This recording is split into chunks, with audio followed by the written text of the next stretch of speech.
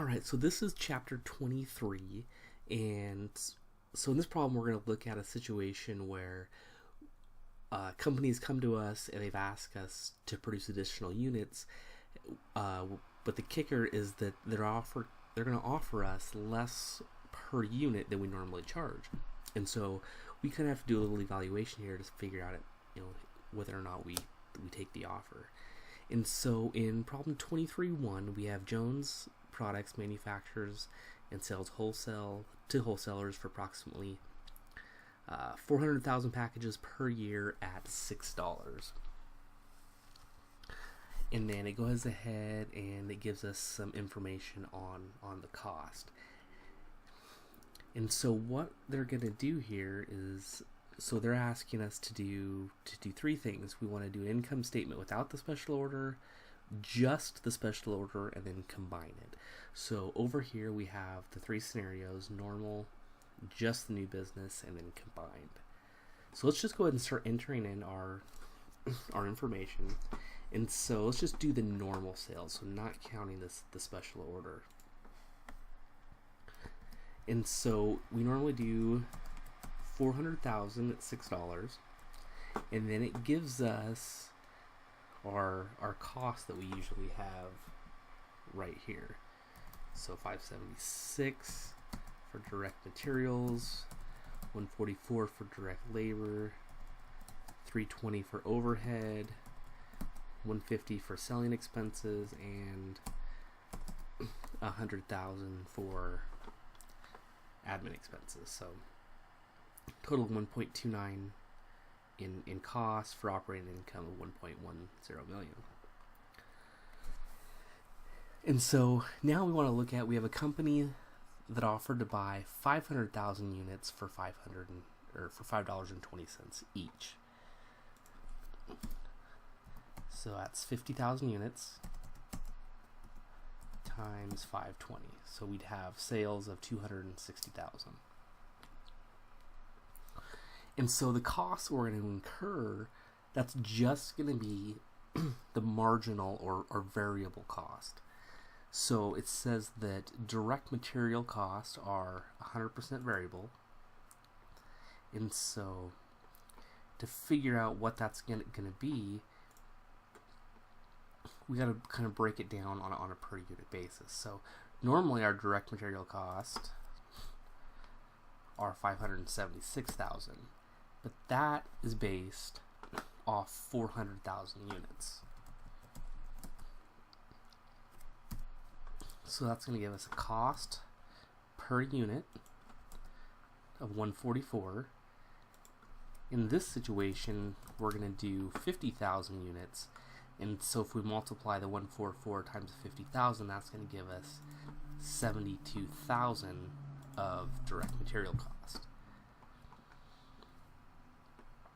Now for direct labor, it says the per unit direct labor cost would be 50% higher than normal because their production would require us to pay overtime.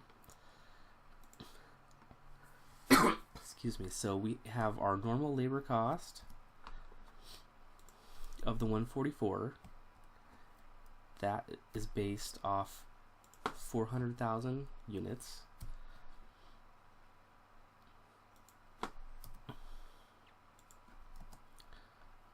So that's going to be 36 cents per unit.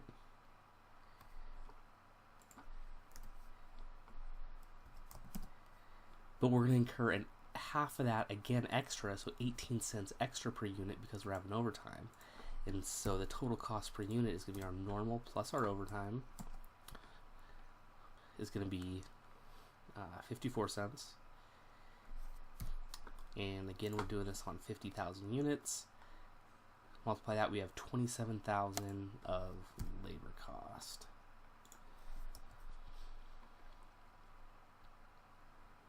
So now for overhead, it says that 25% of the normal annual overhead is fixed at any production level from 350 to 500,000 units. The remaining is 75% is going to be variable. So, okay, so our units are going to go from 400 to 450, so we're within that range of 500,000 units.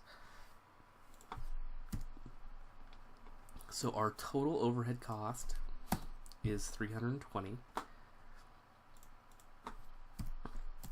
Of that, 25% is fixed, which means the other 75%, 240,000, is variable. And so the variable cost per unit,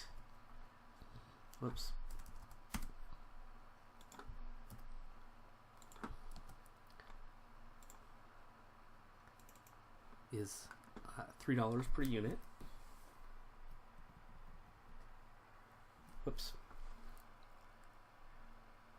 That's wrong. Yeah, put our total units in.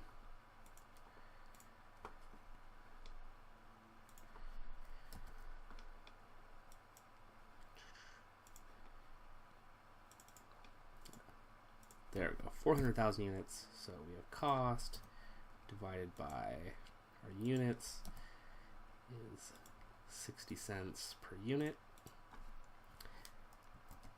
Again, we're doing this on $50,000, so that's going to give us $30,000 of overhead.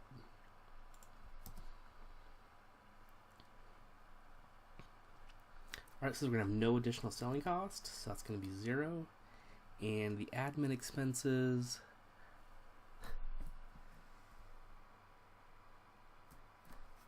it looks like we would only incur an extra $5,000 of admin expenses.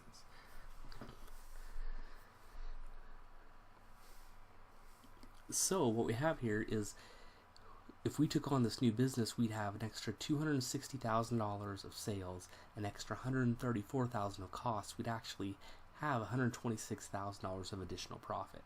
So it looks like, hey, even though they would offer us a little bit less per unit, hey, that's still a good deal, because we'd make more money if we go ahead and take this offer.